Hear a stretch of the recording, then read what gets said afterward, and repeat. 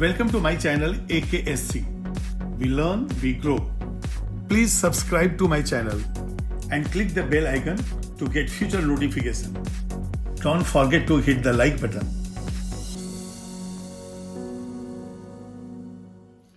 Hello everyone. तो extraction के बाद प्यूरिफिकेशन ऑफ जिंक के लिए आप तैयार हैं?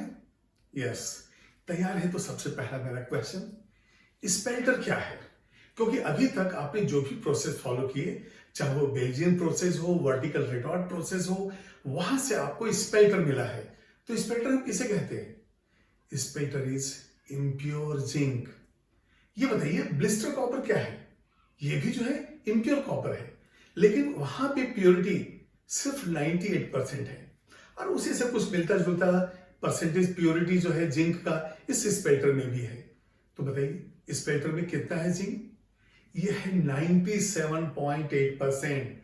तो सबसे पहले हम लिखेंगे यहां पे, अभी देखिए distillation under the reduced pressure है। जब हम रिड्यूस करेंगे प्रेशर को तो इजीली यहां पे जो है डिस्टिलेशन हो जाता है।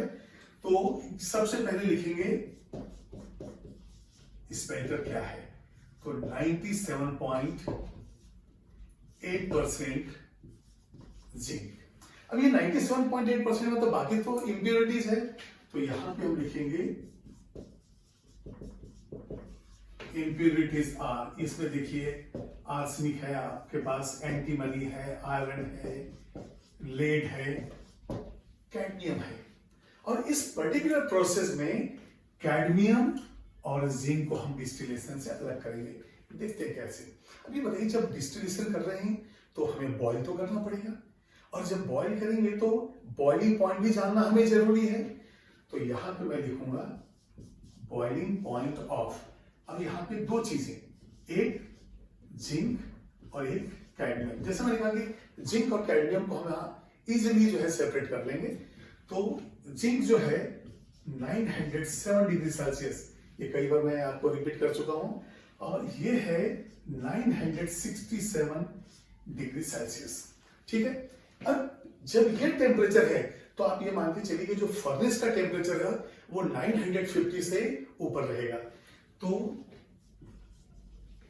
टेम्परेचर ऑफ, ये डिस्टिलेशन अंडर द रिड्यूस कर रहे हैं तो distillation tower, temperature of distillation apparatus,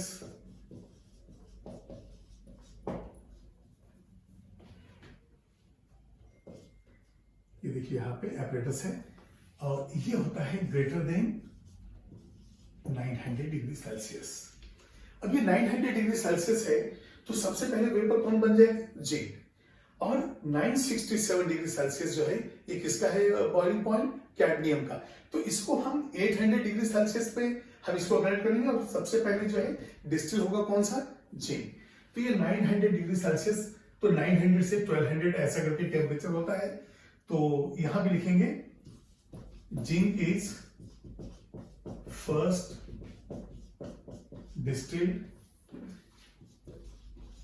then cadmium at, अभी देखिए 967 है, तो 967 तो करीब कितने हैं भाई? जब वेपर है तो इसको तो उसके पहले ही हमको करना है। देन CD इज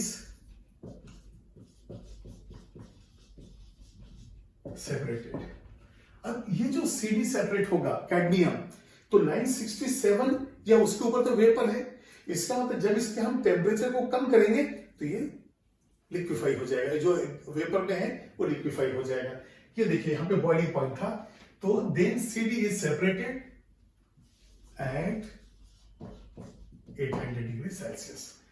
तो यहां पे पहले जिंक जो है, जिंक का बॉइलिंग पॉइंट कम है तो पहले ये चला गया, और उसके बाद कैडमियम ये जो है 800 डिग्री सेल्सियस पे जो है प्रोड्यूस हो जाता है। अब यहां पे देखिए 99.8% के आसपास जो है प्योर जिंक हमको मिलेगा। तो यहां पे प्योरिटी ऑफ जिंक जो है 99.8 या फिर 99.9% जो है यहाँ पे जिंक हमें मिलेगा। अब जब 99.9 मिल चुका तो फिर हम इसका इलेक्ट्रोलिटिक प्रोसेस से 99.99% हम लोग निकालेंगे। तो यहां यदि मैं लिख दूं, फिर से हम करेंगे यहां पे इलेक्ट्रोलिटिक रिफाइनिंग तो हमें मिल जाएगा 99.99% जिंक। और ये इलेक्ट्रोलिटिक रिफाइनिंग को मैं electrolytic method of extraction of zinc में आपको बताता हूं नेक्स्ट वीडियो में। तो आप इसको नोट कर लीजिए, बिल्कुल क्लियर है। Distillation under the reduce pressure है, दोनों के बॉइलिंग पॉइंट दिए हैं, किस टेम्परेचर पे पहले कौन सा डिस्टिल होगा वो दिया गया है। और जो हमें स्पेल्टर में तो 97.8% है, लेकिन इस मेथड से हमें 99.8% जिंक मिला। इसका इलेक्ट्रोलिटिक रिफाइनिंग करेंगे तब जाके 99.99% जिंक मिलेगा। तो ये है इसका डिस्टिलेशन। अब इसके ऊपर कुछ क्वेश्चंस भी देखेंगे, इसको नोट कीजिए।